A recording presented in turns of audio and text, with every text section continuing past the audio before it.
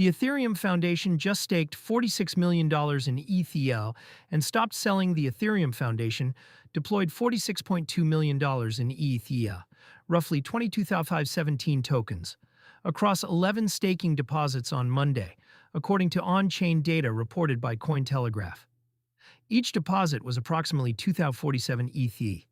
The move brings the Foundation's total staked ETH to around 24,564, accelerating a broader plan to stake up to 70,000 ETH.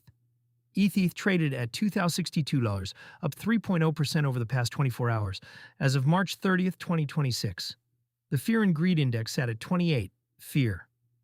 From selling to staking, the Ethereum Foundation has spent years under community pressure for its periodic ETH sales. Every large transfer from the Foundation's wallet triggered a wave of criticism on social media, with holders arguing the sales created downward pressure on the token's price. The 70,000 ETH staking plan represents a direct response. Rather than liquidating ETH to cover operational costs, the Foundation is shifting to staking yield as a revenue source.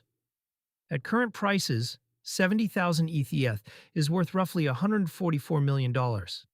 Staking rewards on Ethereum's consensus layer currently run between 3% and 4% annually, which would generate $4.3 million to $5.8 million per year at full deployment, enough to cover a meaningful portion of the Foundation's grant and research budget without touching the principal. The Foundation currently holds approximately $361 million in on-chain assets, with $360.8 million of that in ETH on the Ethereum mainnet, and small balances on Arbitrum, Optimism, and Bitcoin.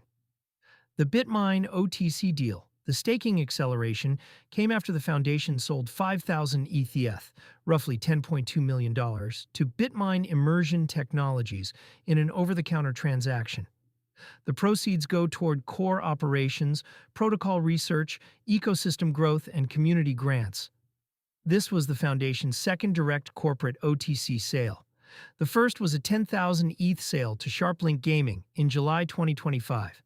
OTC deals avoid the open market selling that drew the sharpest criticism, since they match a buyer and seller directly without hitting exchange order books. The pattern is becoming clear. When the Foundation does need to sell, it does so privately.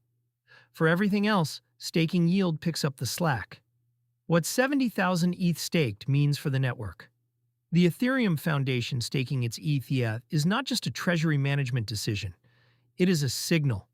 Validators on Ethereum require 32 ETH per node. The Foundation's 70,000 ETH target translates to roughly 2,187 validators, a small fraction of the network's total validator set, but a symbolically significant one. The Foundation building, maintaining, and securing the protocol is now directly participating in its consensus mechanism with real economic stake. For staking-focused crypto cards, this kind of institutional commitment to Ethereum's proof-of-stake system reinforces the long-term viability of ETH staking yields.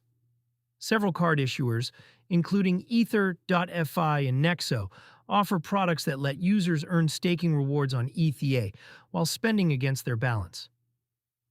The treasury math, at 24,564 ETH staked so far and a target of 70,000, the Foundation is about 35% of the way there.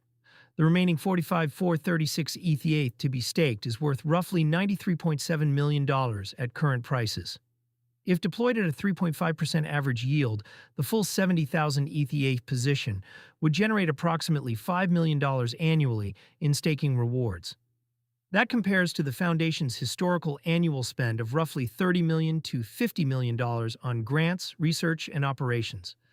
Staking alone will not cover the full budget, but it meaningfully reduces the need for periodic sales.